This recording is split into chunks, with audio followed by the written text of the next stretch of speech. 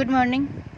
आज हम 17.7 का एक नया टॉपिक पढ़ेंगे, माध्यक निकालना। लेकिन माध्यक आपने 17.6 में भी निकाला था। 17.6 के अंदर आपने जो निकाला था वो अवर्गीकृत बारंबारता के लिए था। लेकिन अब हम क्या सीखेंगे? वर्गीकृत बारंबारता बंटन से माध्यक ज्ञात करना। ठीक है, इसके लिए एक सूत्र है, आपको याद होना चाहिए। माध्यक m बराबर l plus n/2 minus c बट्टे में f और इंटू में क्या आ जाएगा? h। ठीक है, l का मतलब क्या होता है? माध्यक वर्ग की निम्न सीमा। और n का मतलब कुल बारंबारता, मतलब सिग्मा f का दूसरा नाम n है। और c का मतलब क्या होता है? माध्यक वर्ग से पूर्व की संचयी बारंबारता। और h यहाँ पे क्या है? माध्यक वर्ग से पूर्व वर्ग की संचयी बारंबारता। h है माध्यक वर्ग का अंतराल और f क्या है? माध्यक वर्ग की बारंबारता। ठीक है, इस सूत्र को आपको याद रखना बहुत ही ज़्यादा ज़रूरी है, क्योंकि ये वाला सूत्र है। और जब हम अगली प्रश्नावली के अंदर जो फॉर्मूला पढ़ेंगे वो उसमें से क्वेश्चन एक तो आता ही आ जाता है 6 नंबर का। तो आपको ये वाला सूत्र याद होना चाहिए। हम इसको प्रश्नावली से समझते हैं, अच्छे से समझ में आ जाएगा। प्रश्नावली 17.7 का एक क्वेश्चन लिया है, तो इसके अंदर जो क्वेश्चन है वो देखना। देखो, आपके पास में जो क्वेश्चन में ना सारणी में सिर्फ इतना सा दे रखा है, ये वाला प्राप्तांक दे रखे हैं और छात्रों की संख्या दे रखी है। ठीक है, प्राप्तांक क्या दे रखे हैं? 20 से 30, 30 से 40, 40 से 50, 50 से 60, 60 से 70 और 70 से 80। आपके पास में छात्रों की संख्या दे रखी है 6, 20, 44, 26, 3 और 1। अब आपने जब माध्यक निकाला था, याद रखना माध्यक जब भी निकालोगे ना तो संचयी बारंबारता तो आपको ज्ञात करनी ही पड़ेगी। तो संचयी बारंबारता ज्ञात करने के लिए देखो क्या करना है। पहली संख्या क्या है? 6, तो 6 को एज इट इज़ लिखा। फिर 6 के अंदर 20 जोड़ना है तो यहाँ पे कितना आ जाएगा? 26। फिर 26 के अंदर आपको 44 को जोड़ना है तो कितना आ जाएगा? 70। फिर 70 के अंदर आपको 26 को जोड़ना है तो कितना आ जाएगा? 96।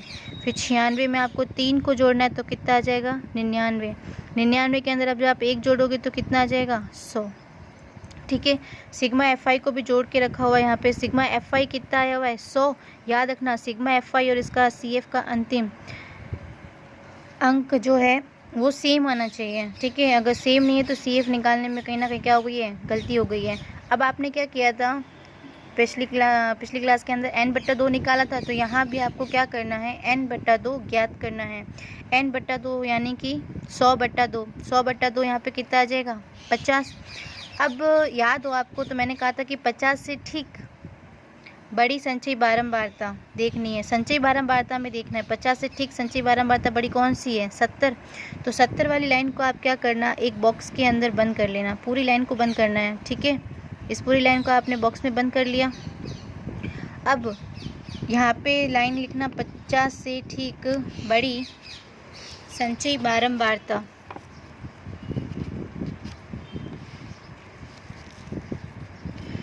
पचास से ठीक बड़ी संचयी बारंबारता कौन सी थी? 70। तो 70 के संगत वर्ग अंतराल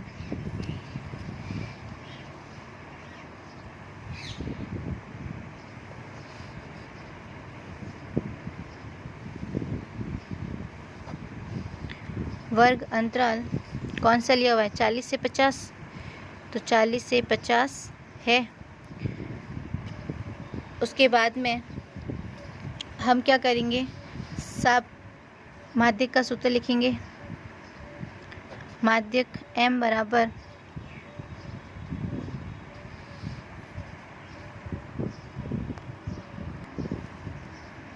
l plus n/2 minus c बट्टे में f और इंटू में क्या है? h। सबके मान लिखो कि l क्या है। l मैंने आपको बताया था निम्न सीमा। अब देखो पहचान देखो कैसे कैसे करनी है। जो हमने बॉक्स में बंद किया था ना, आपको सब कुछ वहीं से मिल जाएगा। l निम्न सीमा क्या है? 40। तो यहाँ पे कितना आ जाएगा? 40। फिर है n/2। n/2 आपने अभी निकाला है। n/2 का मान कितना आया था? 50।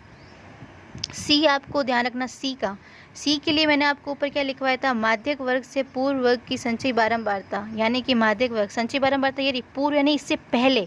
ये आपका क्या काम करेगा? सी का काम करेगा, इससे ऊपर वाला। तो सी का मान कितना हो गया? 26। एच 40 और 50 के बीच का अंतर कितने का है? 10 का। और एफ में क्या लिखा है? माध्यक वर्ग की बारंबारता, यानी कि एफ आपको एफ के अंदर मिलेगा और जो बॉक्स में बंद है ना वही क्या होगा? एफ होगा। तो एफ का मान कितना आ गया? 44। ठीक है, अब ये वाले मान तो आ गए। अब आपको ये सारे के सारे मान क्या करने हैं? सूत्र के अंदर रखने हैं। तो इन सारे मानों को आप सूत्र में रखो। सूत्र क्या है? माध्यक m बराबर l कितना है? 40 प्लस n/2। n/2 का मान कितना है? 50। फिर माइनस c का मान कितना है? देखो c का मान आपके पास में कितना है? 26। तो यहाँ पे हम क्या लिखेंगे? 26 और बट्टे में f का मान कितना है?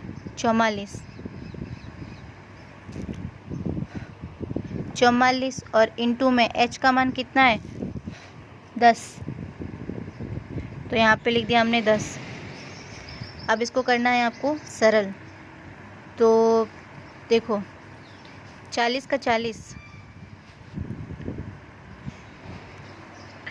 देखो 40 का 40 प्लस का प्लस, 50 में से आपको 26 को माइनस करना है।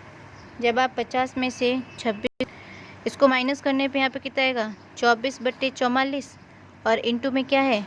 h। ठीक है, इंटू में क्या है आपके? 10। अब इसको चाहो तो सरल कर लो, 4 के पाड़े से दोनों को काट लेते हैं, या फिर आप चाहो तो 24 को 10 से गुणा भी कर सकते हो। तो जैसे भी आपको सही से कैलकुलेशन जैसी भी आती हो वैसे काम करना। 40 का 40 प्लस का प्लस, 24 को 10 से गुणा किया तो कितना आ जाएगा? 240 और बट्टे में क्या आ जाएगा? 44। अब कोई तो चाहे तो इसमें 44 का डायरेक्ट भाग दें, लेकिन अगर किसी को भाग देना अगर नहीं आता है तो इसको काट के थोड़ा सा छोटा बना लें। तो 4 के पाड़े से इसको काटें, ये 11 बार कटेगा 4 के पाड़े से, और ये कितनी बार कटेगा? 60 बार। ठीक है, आपके पास में जो आया है उस वाले एक बार मैटर को लिख लेते हैं। तो आपके पास में बच्चा था 40 प्लस 60/11। अब 11 का आपको 60 में क्या देना है? भाग। आप चाहो तो लसब लेके भी कर सकते हो या फिर आप पहले भाग दे सकते हो। 40 प्लस 11 का जब आप 60 में भाग दोगे तो पहले जाएगा 5 बार, फिर 5 से इस वाल बचेगा, पॉइंट लगेगा, फिर 50 बनेगा, फिर जाएगा 4 बार, फिर कितनी बार चला जाएगा? 5 बार। ठीक है, आपके पास में ये आ जाएगा 5.45। अब इसमें जोड़ा, 40 के अंदर 5 को जोड़ा तो कितना आ गया? 45 और ये पॉइंट कितना आ जाएगा? 45। ठीक है, ये आपका क्या हो गया? माध्यक। तो आप बाद में लिख देना, अतः माध्यक बराबर 45.45। ठीक, ये इतना काम आपको करना है। सूत्र याद होना चाहिए और सूत्र में बस मान रखना आना चाहिए, मान को ढूंढना आना चाहिए कि हम कैसे क्या लेते हैं। अब क्वेश्चन को आप ट्राई करना, सारे क्वेश्चन सेम टू सेम है, एक एक क्वेश्चन ऐसा का ऐसा ही है। कैलकुलेशन अच्छे से करना।